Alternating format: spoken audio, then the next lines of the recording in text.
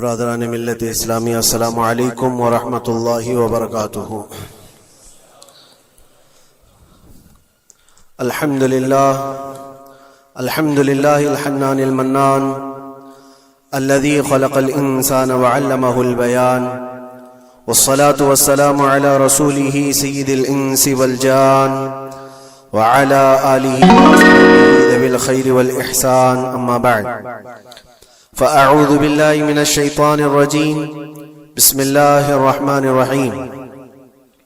وضربت عليهم الذلة والمسكنة وباءوا بغضب من الله ذلك بأنهم كانوا يكفرون بآيات الله ويقتلون النبيين بغير حق ذلك بما عصوا وكانوا يعتدون، صدق الله مولانا العظيم۔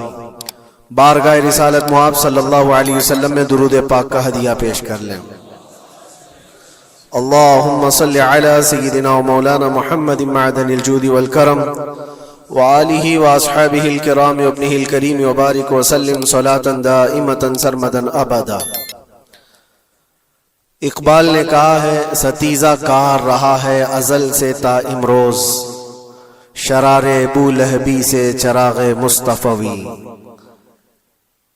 مطلب یہ ہے کہ شروع کے دنوں سے ہی اس کائنات میں، اس دنیا میں ایک معرکہ چلتا آ رہا ہے۔ معرکہ مطلب جنگ، مقابلہ۔ وہ کس چیز کا ہے؟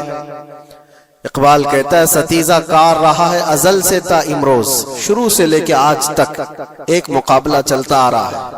وہ مقابلہ کس کا ہے؟ شرار ابو لہبی سے چراغ مصطفی کا۔ مصطفیٰ کریم صلی اللہ علیہ وسلم کی چراغ کی روشنی کا مقابلہ ابو لہب کی شرارتوں کے ساتھ۔ تو ایک تو یہ کہ استعارہ ہے، اس سے پہلے بھی فرعون و موسیٰ کا، نمرود و ابراہیم کا علیہم السلام، یہ مقابلہ اس روئے ارضی پر چلتا رہا اور حق و باطل کے معرکے ہوتے رہے اور ہوتے بھی رہیں گے۔ فی زمانہ ہم جو حالات دیکھ رہے ہیں پوری دنیا میں، آج جنگوں کے حالات جو پیش کیے جا رہے ہیں، لوگ تو اب یہ خبریں ایسے سن رہے ہیں، کسی کے ہاں بم گرنے کی، میزائل گرنے کی، تو ایسا لگ رہا ہے جیسے بچے پٹاخے پھوڑ رہے ہیں۔ لوگ یہاں خبریں لے کر کے مزے لے لیتے ہیں، پھر فارورڈ کر دیتے ہیں۔ موت اتنی آسان ہو گئی ہے کہ اللہ کے نبی صلی اللہ علیہ وسلم نے 1400 سال پہلے یہ ارشاد فرمایا تھا کہ ایک زمانہ آئے گا کہ حرج بڑھ جائے گا۔ تو صحابہ نے پوچھا تھا یہ حرج کیا ہے؟ تو حضور اکرم صلی اللہ علیہ وسلم نے ارشاد فرمایا تھا کہ قتل بہت زیادہ ہوگا، ایک دوسرے کا قتل اتنا زیادہ ہونے لگے گا کہ لوگ اس کی پرواہ بھی نہیں کرتے۔ آج مجھے آج بتاؤ، دنیا پوری بہت سارے ایشوز پر بیٹھکیں کر رہی ہے، گلوبل وارمنگ پہ ہے، دنیا میں انوائرمنٹ کی چینجنگ پر، موسم کا تاپمان بڑھ رہا ہے، اس پر میٹنگیں ہو رہی ہیں، بڑی بڑی تنظیمیں بیٹھتی ہیں۔ یہ ڈھکوسلا ہے یہ دنیا کا، یہ مغربی دنیا، ویسٹرن کنٹریز کا دکھاوا ہے۔ یہ اینیمل لاورز کو بھی باہر لے کر کے آتے ہیں، ان کو بہت زیادہ کوریج دیا جاتا ہے۔ یہ کتے سے پیار کرنے والا ہے، یہ مرغی سے پیار کرنے والا ہے۔ ظالموں، 40,000 نہیں 50,000 لوگوں کو فلسطین میں تم نے ناحق مار دیا، اس پر کوئی بیٹھک نہیں کرتے۔ موت اتنی آسان ہے انسانوں کی۔ جنگ جس سے ہے، مقابلہ جس سے ہے، تمہارا آپس میں برابر کی طاقت کا مقابلہ ہو تو سمجھ میں آئے کہ ایک دوسرے کی فوجوں سے مقابلہ ہے، ادھر کی فوج بھی مر رہی، ادھر کی فوج بھی مر رہی ہے، لیکن نہتے بچوں کا کیا قصور؟ بلکہ وہ گود میں آئے ہوئے ابھی جنہوں نے شعور کی آنکھیں بھی نہیں کھولی، دودھ پیتے بچوں کے جو قتل ہوئے ہیں۔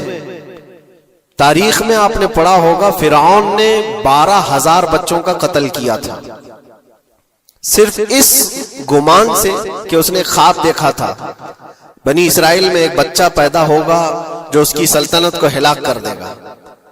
خواب کی وجہ سے کاہنوں نے اس کو بتایا تھا، اس نے خواب یہ دیکھا تھا کہ آسمان سے ایک تارا ٹوٹ کر اس کی گود میں گرا اور آگ لگ گئی۔ تو نجومیوں نے اس کی تعبیر یہ بتائی تھی کہ بنی اسرائیل میں ایک بچہ پیدا ہوگا جو تیری سلطنت کو ہلاک کر دے گا۔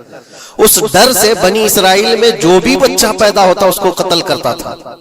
اس نے تقریباً 12,000 بچوں کو قتل کر دیا تھا، اس ڈر سے کہ وہ بچہ تو نہ پیدا ہو جائے جو میری سلطنت کو ہلاک کرنے والا ہے۔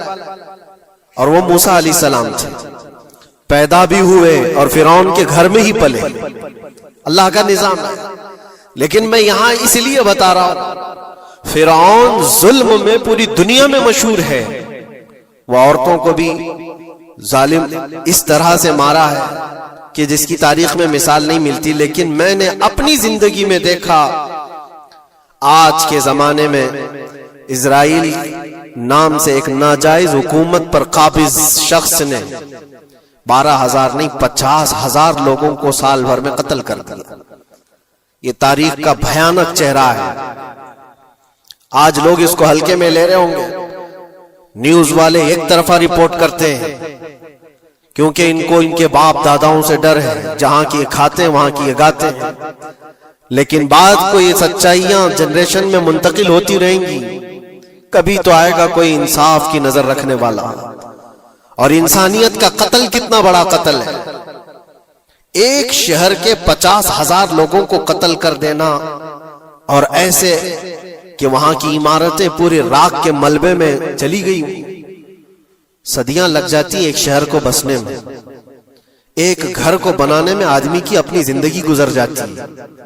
کیا کیا ارمانوں سے گھر بناتے ہیں، لیکن ایک پل میں کسی کا گھر اجاڑ دیا، اس کے سامنے تڑپتے ہوئے اس کے باپ کی لاش ہو، ماں کی لاش ہو۔ وہ تصویریں کہ آپ نے نہیں دیکھی کہ ایک باپ چھوٹی سی بیٹی کو لے کر کے دوڑ رہا ہے تو اس کا بیٹا الگ پیر اور ہاتھ جلے ہوئے بم سے تڑپ رہا ہے، وہ کس کے درد کو دیکھے۔ یہاں تک کہ میں نے دیکھا کہ بیٹی کو باپ یہ نصیحت کر رہا ہے، تھوڑا اور صبر کر لے بیٹا، شہادت ملنے والی ہے۔ کون کرتا ہے یہ؟ موت سے پہلے اپنے بچے کو اتنی تلقین کر دے۔ حالات ایسے۔ دوسرے ایک کہ وہاں پر کھانے پینے کی ایڈ کوئی جا نہیں سکتی، اس پر پابندی، دوائیاں نہ جائیں اس پر پابندی۔ دنیا کا کوئی قانون اس چیز کو جائز ٹھہراتا ہے؟ مجھے بتاؤ، آتنکواد کا راگ الاپنے والے ان باتوں کو کیا کہیں گے؟ انسانیت اگر کہیں ہے تو اس کا تصور تو کرو۔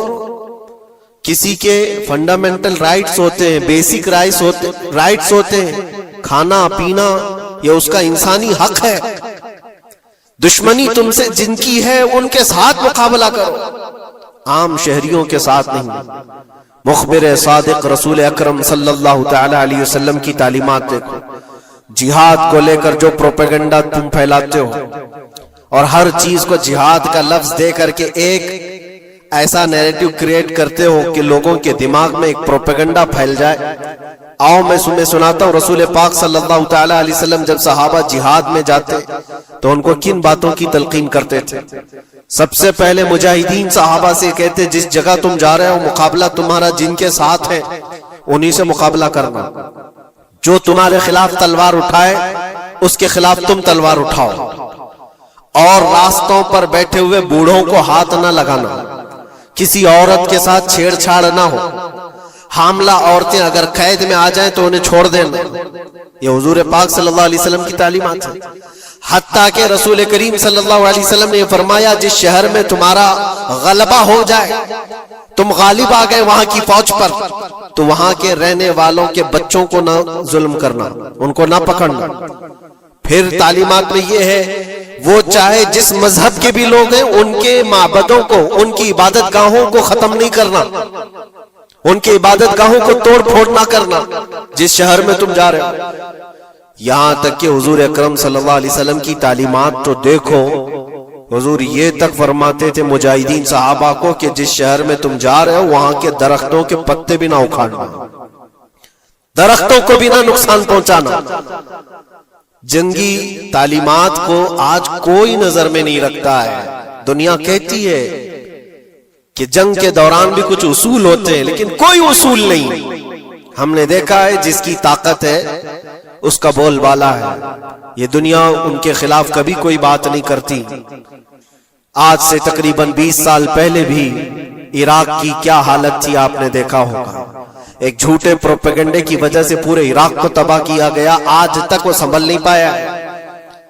نیوکلیئر پاور عراق کے اندر موجود ہے, اس کے ری ایکٹر وہاں پر موجود ہے. کیا کیا چیزیں اس زمانے میں پھیلائی گئی. سوشل میڈیا تو نہیں تھا اتنا. دنیا نے یہ مان لیا کہ ہاں دادا کہہ رہا ہے تو ہوگا, اور حملہ کیا اسی بنیاد پر. 20 سال ہو گئے, آج تک عراق میں کوئی نیوکلیئر پاور پلانٹ نہیں نظر آیا, کہیں نہیں. ایک جھوٹے پروپیگنڈے کی وجہ سے وہاں کے کتنے لاکھ لوگوں کو بے گھر ہونا پڑا ہے پتہ ہے. کچھ جگہ ایسی ہیں جہاں بم برسائے گئے, آج تک وہاں کوئی سبزہ نہیں اگتا, کوئی وہاں پر فصل نہیں ہوتی. میں نے خود اپنی آنکھوں سے دیکھا ایک نیا میدان جس پہ لوگ فٹ بال کھیلتے تھے, چند سالوں کے بعد دیکھو تو پورا میدان قبروں سے بھرا ہوا ہے.